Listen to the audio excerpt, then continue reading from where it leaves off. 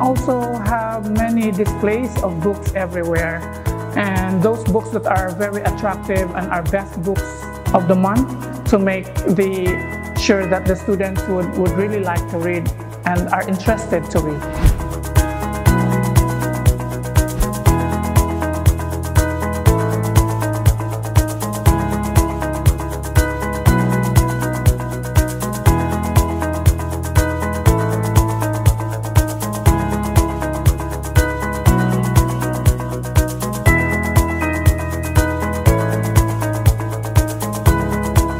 Con thích nhất là hoạt động tác giả trẻ. Con có thể viết những cuốn sách mà tự do mà con yêu thích. Đến thời điểm này thì con đã viết 5 câu chuyện rồi. Và con thích nhất là câu chuyện Bí kíp đọc sách ạ.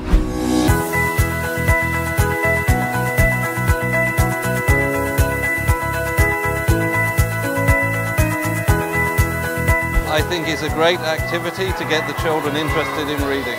Những hoạt động có ý nghĩa như là thủ lệ Book Week ấy, nó đã tạo ra một cái hiệu ứng cũng như là cái sự quan tâm của bố mẹ đối với cái việc đọc sách của con. Tôi rất ấn tượng với cái phần là đọc sách cùng con. Tôi biết được là cái ước mơ nho nhỏ của con là hàng ngày ba cùng chia sẻ với con những quyển sách, hướng dẫn con đọc sách.